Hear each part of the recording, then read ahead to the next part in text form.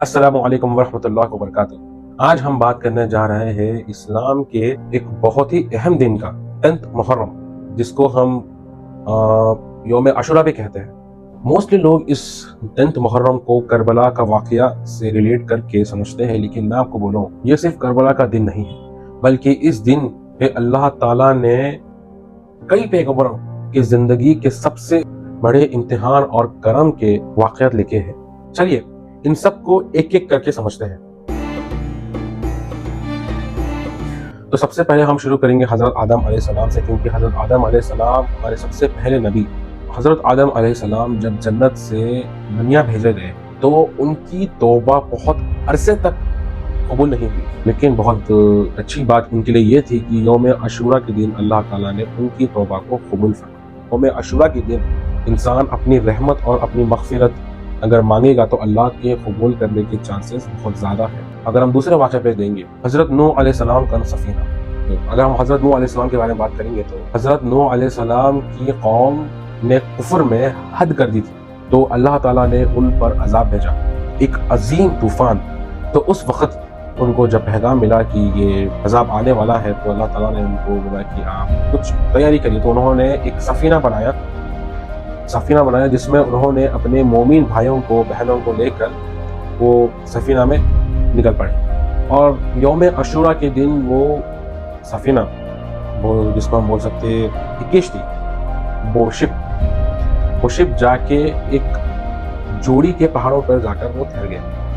یہ دن نجات کا بھی دن ہے، حق اور صبر والوں کی جیت کا دن۔ چلیے ہم تیسرے واقعے پہ آتے ہیں۔ تیسرا واقعہ ہے حضرت ابراہیم علیہ السلام کی نجات۔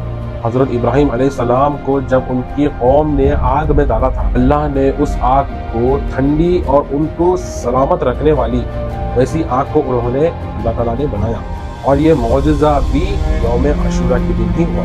ہم چوتھے واقعے پہ آتے ہیں۔ تو چوتھا واقعہ ہے حضرت موسیٰ علیہ السلام۔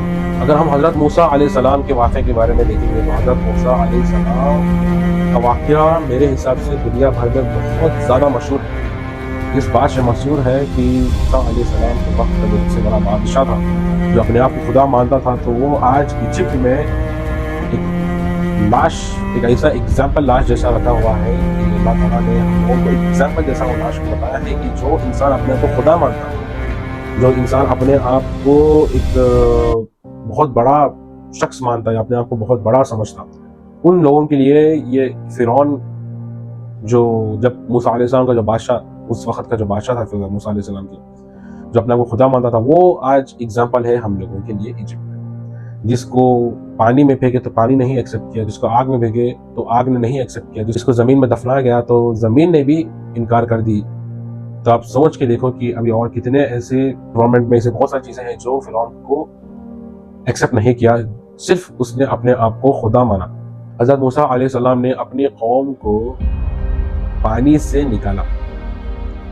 جب فرعون کی قوم اور موسیٰ علیہ السلام کی قوم کو وہ لوگ پیچھا کر رہے تھے مارنے کے لیے، تو موسیٰ علیہ السلام کے سامنے آ گیا ایک بہت بڑا سمندر آ گیا موسیٰ علیہ السلام کے سامنے۔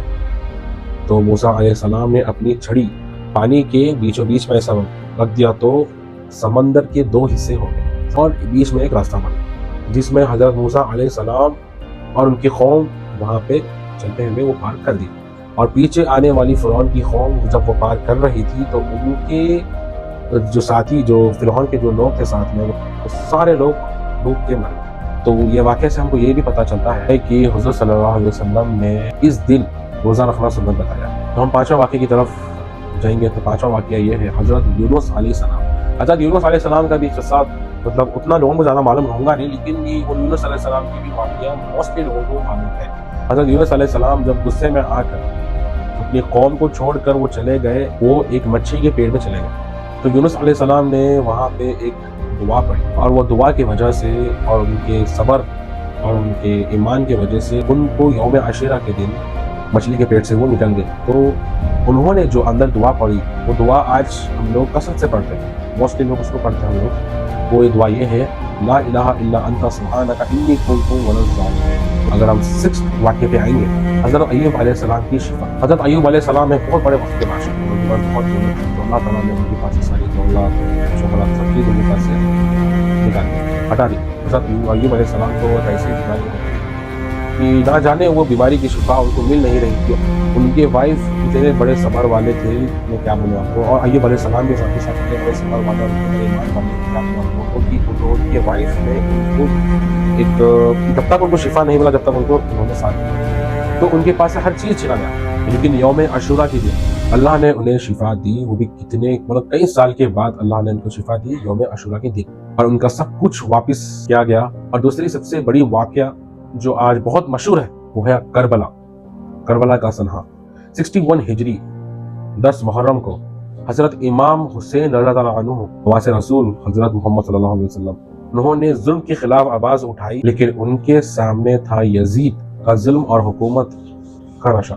करबला के मैदान में इमाम हुसैन रज़ियल्लाहु अन्हु ने और उनके साथ 72 लोग ने भूख प्यास सब्र की लड़ाई की, और उनके लिए पानी बंद कर दिया गया, खाना बंद कर दिया गया, और बच्चों तक को याशा शहीद कर दिया गया। लेकिन हुसैन रज़ियल्लाहु अन्हु ने कभी हाथ नहीं उठाया। करबला सिर्फ एक जंग नहीं, एक पैगाम है, हक के लिए खड़े रहना, जुल्म के सामने झुकना नहीं, और चाहे पूरी दुनिया मुखालिफ हो, अल्लाह का नाम ऊंचा रखना।